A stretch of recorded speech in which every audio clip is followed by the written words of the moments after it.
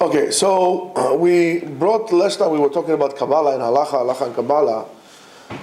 We mentioned few different issues where we have conflicting opinions between the Zohar or Kabbalah and Halacha, and we mentioned a few of them, and we says, okay, let's see now how we go about. So today we're going to talk about maybe the first one. I don't know if we're going to do the second one, but the first one, in regards to the Zohar, that a person should make only one bracha, putting the tefillin on, and putting the tefillin shel yad, sitting down,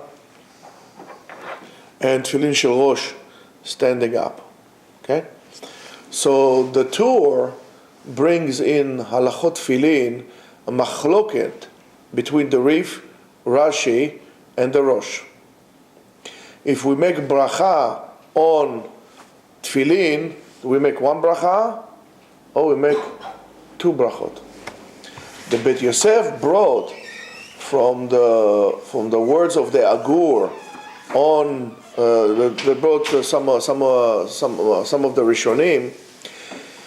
He brings a maimar from the Zohar, a statement from the Zohar that says that you have to make only one bracha, and Bala Agur was wondering. He says, well, how is this possible? Al Hani Rav Revia Cholkim al Rabbi Shimon Bar Yochai. How is it some people who could be cholek on Rabbi Shimon Bar Yochai? And the Bet Yosef eskakashia on the words of the Agur. And it says, למה תמה על זה יותר מכמה דינים שמצינו שכתב רשב"י בספר הזוהר, הפך מסקנה דתלמודה. Why is this any different than any other case that we have, that the Zohar writes the opposite or writes different than the conclusion of the Gemara? ואין הפוסקים כותבים אלא מסקנה דתלמודה. The poskim, when they set down the din, they don't care what the Zohar says or what this medrash says or the other medrash says and so on and so forth. What the Gemara tells us, we have the way we go, and that's it. I mean, that's the end of the story. I mean, if you think about it, if there would be, and it's very interesting in terms of the Zohar altogether, why dafka the Zohar, with the Midrash Zohar, why dafka the Zohar? I mean, there are things maybe in Avot Rabbi Natan or Midrash Eliyahu Abba, I don't know, whatever. Why dafka the Zohar all of a sudden takes such precedence over everything else? And that's what he says, because one wants to do something like, Midrash Talchuma, the other one does like this. So, Habibi, that's very nice for you to learn. But the conclusions for Halacha, we go by the Gemara. וטעמה משום דאפילו אם היו יודעים דברי רשב"י. Even if they would know the words of Rabbi Shimon Bar Yochai, they would know the words of the Ram, of the Zohar.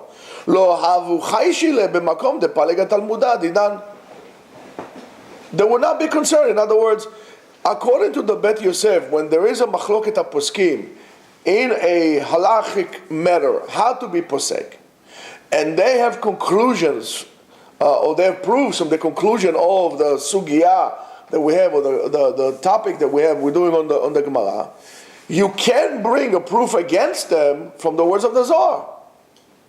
You learning something from here, I learned something from the other one, and now, so it's an argument's sake. Let's say Yitzchak and I are disputing about some halachic matter.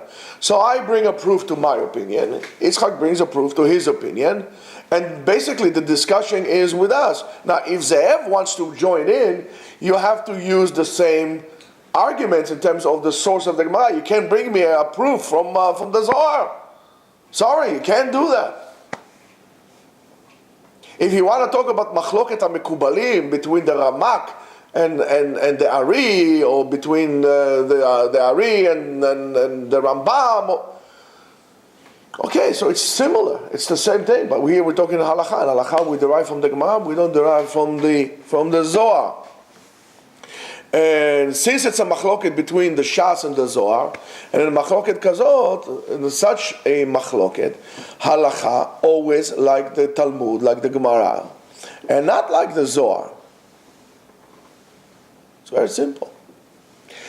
And when we're talking about, for example, on putting tefillin, the Bet Yosef wrote that the times of the poskim, that discussing the bracha in the Gemara on putting the tefillin on, he said, and I'm quoting, עדיין לא נגלה ספר הזוהר הקדוש בעולם. when they discussed the Sefer HaZohar, the Zohar was not yet revealed in the world, right? Ve'od, and that ma'amar, the Zohar, machriya shelo levarech bracha achat. And the Zohar says, according to the Zohar, it's not to make one bracha. In Shulchan Aruch, Maran is posek that a person should make one bracha, like the Rif, and other Rishonim, they hold like him. That's his shita, that's how he went. But in Darkei Moshe and in the Ramah, it says that in Ashkenaz, in the Ashkenazi areas, mevachim shte brachot. They make 2 brachot. And in any case, it's always good to do, after the second bracha, Baruch Shem Kvod Malchuto Le'olam Va'ed, which is, for me, always a wondering. If you say Baruch Shem Kvod Malchuto Le'olam Va'ed, I mean, it makes a certain statement in regarding to the bracha you made beforehand. So if you know that you have a problem, why are you making the bracha? But that's machloket haposkim and so on and so forth. So it would reveal that in Ashkenaz they weren't concerned with the Zohar. They weren't concerned with the Zohar, unless we have to say that in a way there's no stira, there's no contradiction between the Zohar and the Shas itself. So this is just for now. So one needs to understand and why we do this. Well, we all put tefillin, men, okay, no women in the kotel. Men put tefillin every day, and we need to know why this one puts it like this, the other one doesn't put it like that.